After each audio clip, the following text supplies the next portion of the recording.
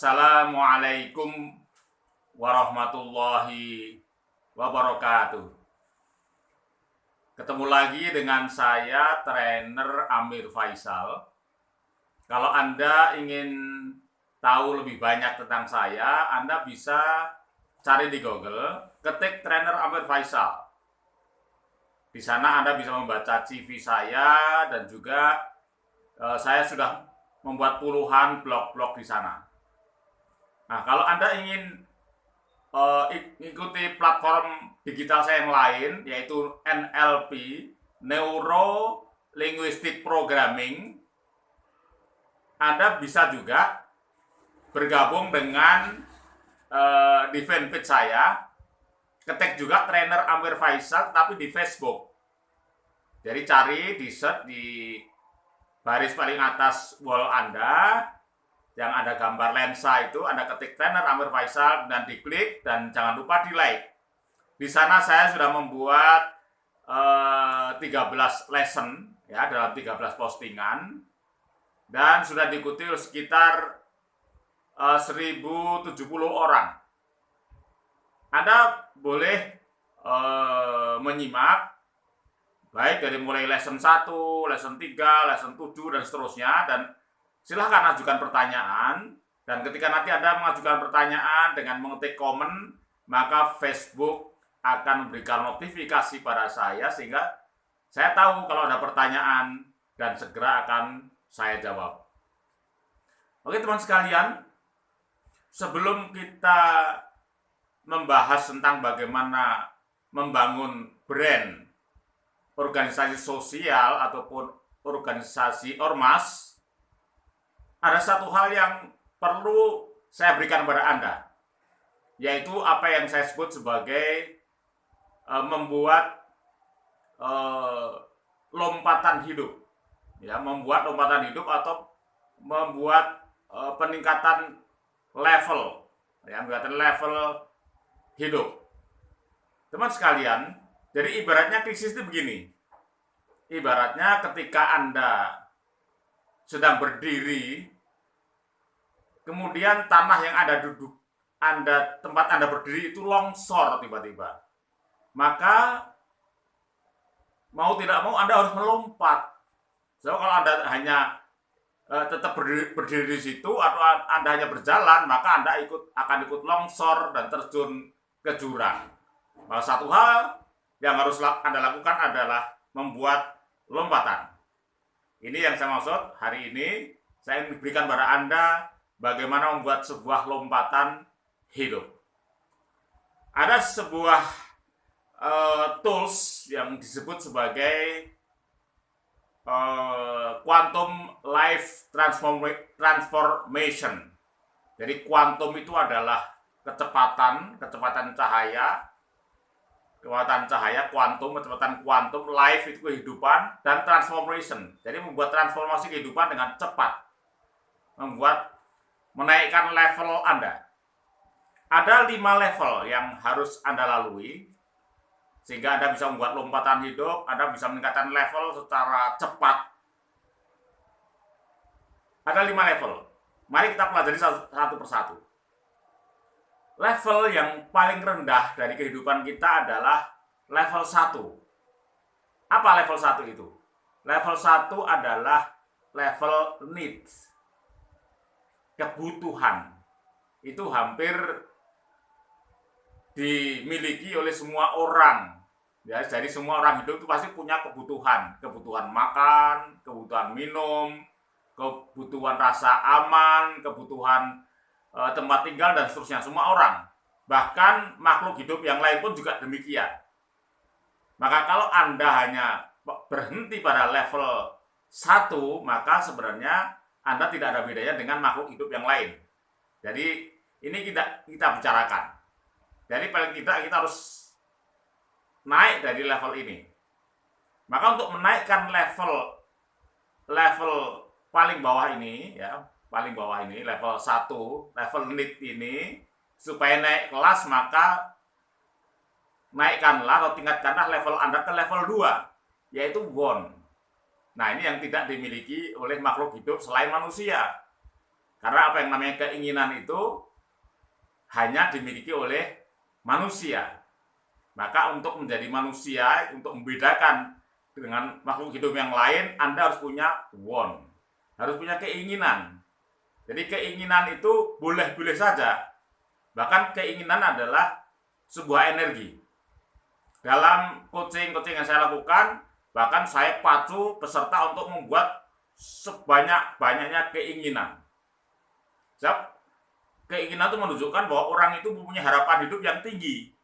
Kalau orang tidak punya keinginan, dia berarti nggak punya harapan. Ya, oke. Jadi naikkanlah level yang berikutnya adalah milikilah keinginan. Level ini pun saya yakin Anda semuanya sudah memiliki. Ya, tapi level ini perlu kita tingkatkan. Kenapa? Karena keinginan itu sifatnya deceive. Apa deceive itu? Mengecoh. Ya, mengecoh. Kalau keinginan itu sangat kuatnya, begitu kuatnya dia akan menjadi ambisius. Ya, ambisius akibatnya dia tidak mengukur dari kekuatan energinya sendiri. Sehingga ambisius seringkali menjadi emosional. Misalnya contoh, seorang sales yang begitu sangat inginnya bisa closing, karena dengan dia closing dia akan dapat komisi, dengan dapat komisi, bonus dan sebagainya dia akan mendapatkan tambahan income. Nah, kalau seorang sales ini begitu fokus kepada keinginannya, maka dia deceive. Dia akan terkecoh. Di mana terkecohnya? Terkecohnya adalah semua skill-skill menjual itu menjadi hilang. Karena begitu melihat gejala-gejala dari customernya, tiba-tiba dia membatalkan membeli, maka dia kecewa.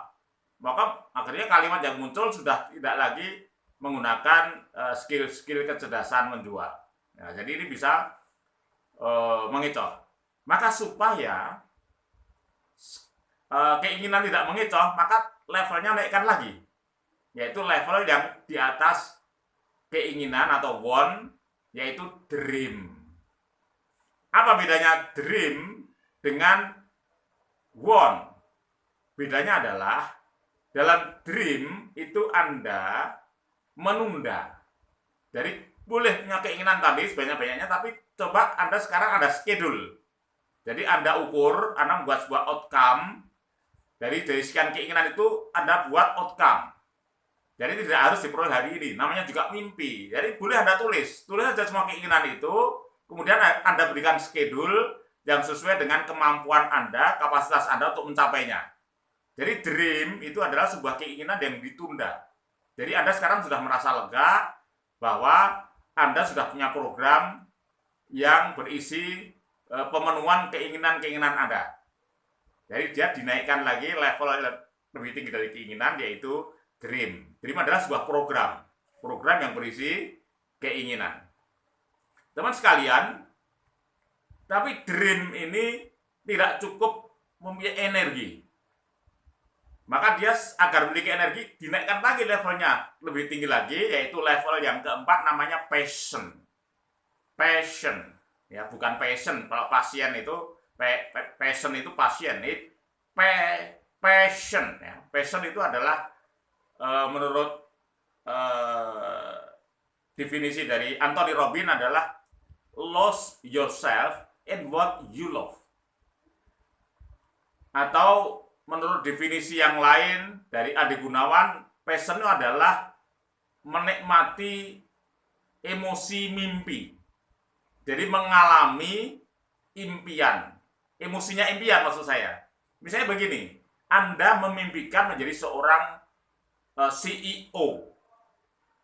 Kemudian, walaupun Anda belum bisa mencapai CEO, tetapi Anda sudah melakukan kegiatan-kegiatan yang sama dengan CEO. Misalnya, Anda melakukan meeting dengan para BOD, Anda melakukan relasi-relasi buat networking dengan banyak pihak, walaupun statusnya waktu itu Anda masih belum sampai level CEO. Tapi Anda sudah menikmati itu. Jadi kenikmatan networking itu Anda begitu menikmati. Ya, komunikasinya, menjalin relasi, Anda melakukan meeting dan sebagainya, itu Anda nikmati dengan penuh passion. Itu Anda sudah sudah mencapai level menikmati emosi dari impian. Teman sekalian, kemarin kita bicara tentang bagaimana Anda menjadi CEO tetapi adalah di organisasi sosial. Nah, nikmatilah ini. Kemarin kita katakan bahwa menjadi eksekutif di korporasi itu Anda masih di bawah tekanan orang lain. Tetapi kalau Anda menjadi eksekutif di organisasi sosial, maka Anda sebenarnya menjadi diri Anda sendiri dan Anda betul-betul bisa menikmati betul di situ. Anda betul-betul mewakili organisasi itu dan tidak ada yang menekan Anda. Nah, itu nikmatilah passion-nya itu. Nah, ketika menikmati passion itu, lose yourself. Jadi kalau sudah Anda mau menjalankan aktivitas Anda itu sudah lose, diri Anda sudah lose. Anda sudah begitu larut di dalam kegiatannya sendiri. Nah, kalau seseorang sudah larut dengan apa yang dikerjakan, seperti Thomas Alva Edison yang sudah larut dengan penelitiannya sehingga dia ribuan kali gagal, dia tetap asik saja. Ketika Soichiro Honda juga larut dalam penelitiannya, Kazuo Murakami larut dalam risetnya, itu adalah dia sudah passion, dia sudah flow. Jadi dia nggak mikir lagi tentang apa yang harus dikerjakan, apa yang harus didapatkan secara materi. Jadi yang didapatkan secara emosional dari proyek-proyek yang dikerjakan itu, dari kegiatan yang dilakukan itu lebih penting. Itu sudah membuat dirinya menjadi flow, lose yourself. Ini yang disebut dengan passion. Nah, level yang tertinggi adalah purpose. Purpose lebih tinggi dari passion karena dia sudah orientasi kepada tujuan, kepada tujuan yang lebih tinggi. Nilai-nilai kehidupan yang lebih mulia. Nah, ini kalau seorang beragama mungkin dia sudah nilai pengabdian kepada Tuhan, kepada bangsa, spiritual. Ini adalah purpose of life. Orang-orang yang kita contohkan seperti kemarin, seperti Muhammad Yunus, itu adalah orang yang sudah mencapai level purpose. Nah, lakukanlah lompatan ini, ya, dari yang sekarang mungkin kita masih won, langsung lompatlah sampai passion. Ya, jangan hanya dream, sampai passion. Paling tidak itu. Ini adalah syarat kalau Anda ingin betul-betul meraih posisi Anda sebagai betul-betul seorang eksekutif, CEO, orang-orang yang diperhitungkan oleh orang banyak dan orang-orang yang mengalami sukses dalam kehidupan. Selamat mencoba. Sampai ketemu lagi pada episode berikutnya.